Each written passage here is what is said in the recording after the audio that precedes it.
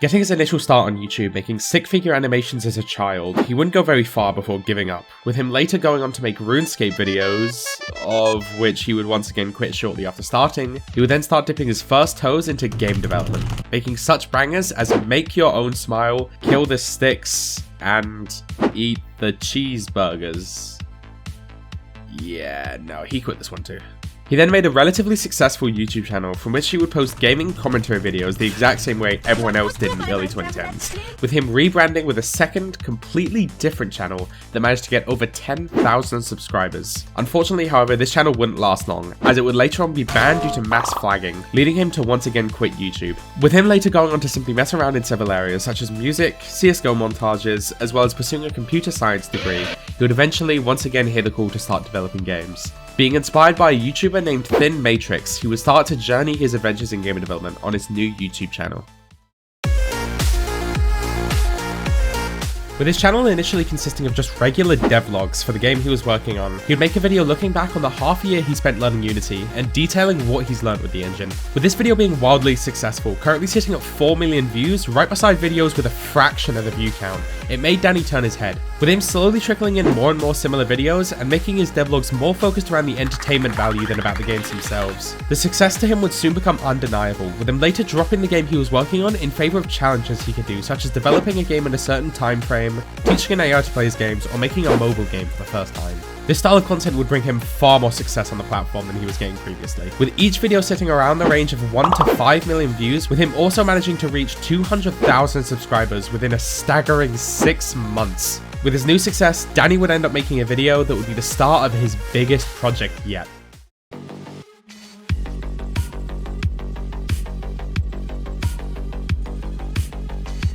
Being the first in a video series where some comment section beta male would try to look tough by bringing forth a challenge, only for Sigma male Dani to tell them to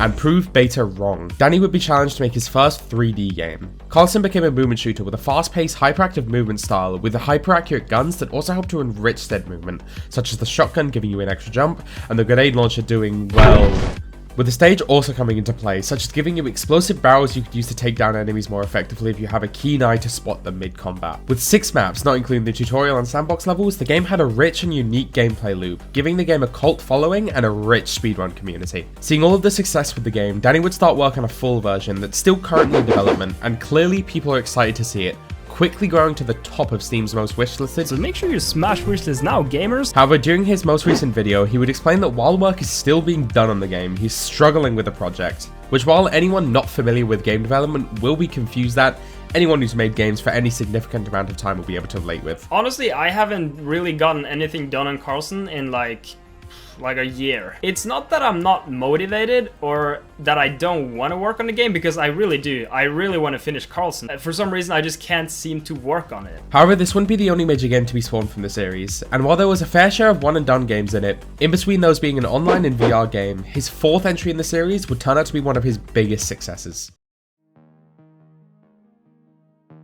Crashing into a remote island, you look around to gather your surroundings. Picking up a rock, you then go forth to chop down a tree, make a crafting bench, make tools to help mine stone and wood more efficiently, and then build a house to keep out all the monsters that spawn at night. But don't worry, this isn't that survival game. No.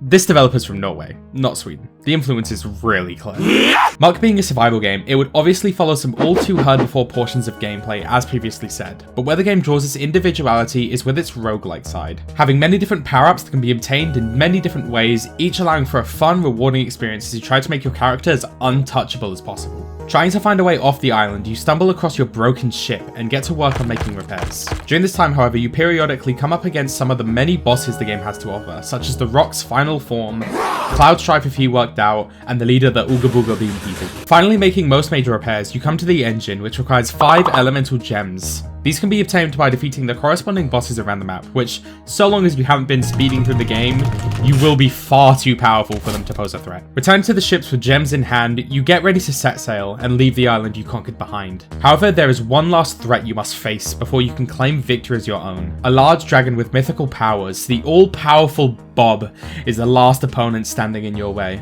Steel yourselves, men, for this fight will be one to be written in the history books. It will not be easy, but oh. He's already dead. Well, good shit, I guess. Fuck it, let's just go steal from Netflix or something. Taking quote-unquote heavy inspiration from that one Asian death game. No, not that one. No, not that one either. No, the one that came out after all of those but got praised for being unique.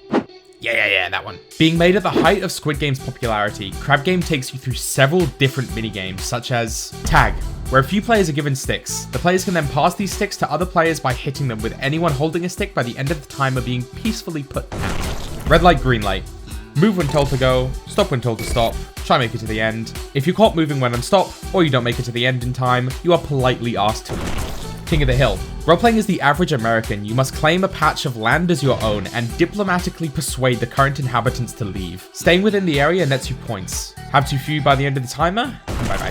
Floor is lava. A bunch of platforms suspended over a death pit. These platforms will break at random, with anyone who falls being eliminated. Bomb tag. Being set in an ISIS training facility. One player. Oh, I can't put that in. One player is randomly given a bomb. Whoever's holding the bomb can pass it off by hitting an enemy player with it. After the bomb timer runs out, the player holding the bomb moves on from this world. This then repeats for a few rounds. Hat King. Players are randomly given crowns. While in possession of a crown, said player's score increases. Players who don't have a crown must hit a player with one to steal it from them. Have too low of a point count by the end of the timer, and you are shown the door. Hide and seek. Trying to replicate the everyday life of the average UK citizen, players are randomly given knives and labelled as seekers. Seekers must kill one hiding player within the time limit. Once they do, they themselves become a hider. Any seekers left by the end of the timer are escorted out of the building. Snowball. You kill each other with snowballs. Race. Fall Guys, but without the funny ragdoll physics. Block drop. Tetris if it was a horror game. Dodgeball. It's just fucking dodgeball. Death from above. With falling objects crashing down on top of you, you must navigate through the small holes to not get crushed. Tile drive. Players are split into 4 teams. Touching a tile will turn that tile into your team's color. The team with the least tiles by the end of the timer is declined future service. Bustling buttons. Literally just press the right button. You don't know which ones. You'll just be very angry at yourself if it's wrong. Lights out. All out chaos. Murder, survive, try your best to take as many defenseless souls down with you. Stepping stones. Players must navigate a bridge to the end with 2 tiles in each row, one of which being fake and will destroy upon contact, the other being real and can be used to move to the next row. Anyone who falls or doesn't make it to the end by the end of the timer has their life refunded. And finally, I saved the best for last, as it comes from my favorite scene in the show. The one where they fight a giant genetically modified super soldier crab to the death on a remote island. And is it just me? Or is that crab looking kinda thick? With all of this content, it's clear to see why the game became a big success, hitting a peak of over 50,000 players, which is extremely impressive for a game made by a single developer. With its fast-paced, hectic party game style, coupled with its large maximum player count, the game would be picked up quick by the content creation community, being played by some of the biggest streamers in collaboration with each other. However, the game wouldn't stick around for very long, due to it simply not being designed to be a game that could be played forever. And while you can still find and play games easily enough, most to all content creators would soon move on to newer things. While seeming like a somber note to start closing things on, I want to use the success previously mentioned to emphasize that Dani truly is an underappreciated genius in terms of both game development and content creation. Hidden underneath all the memes is a developer that knows exactly what makes a game fun, and that also knows how to create some of the most engaging and funny content on the platform. While there are small things I glossed over, I feel that those things are best left as a reason for you to go and check out his channel if you haven't already, as if you have any interest in the topic, I can guarantee you a good time. While we haven't heard much from Dani as of recently, with his last video on his main channel being almost half a year ago now, I for one am excited to see what he's got cooking when he posts again. Thank you all so much for watching. I know it's an overplayed statistic, but my current subscriber ratio is all the way down at 0.3%, so if you could help me out by dropping me a sub, I would genuinely appreciate it. If you want to stay updated on when my next videos will be coming out, I've recently started an Instagram, where I'll be posting polls for my next videos, as well as teasers and progress reports on videos I'm working on. This video took a while to make. On top of script rewrites, re-edits, as well as all the cut content this video has gone through, I feel like I'm slowly coming into my own, and finding my style. So if you want to help me out, let me know what your favorite part of the video was. It would genuinely help a lot when it comes to figuring out what does and doesn't work. Regardless though, I hope you enjoyed the video. A link to Dani's channel will be in the description, and I hope you all have a good rest of your day.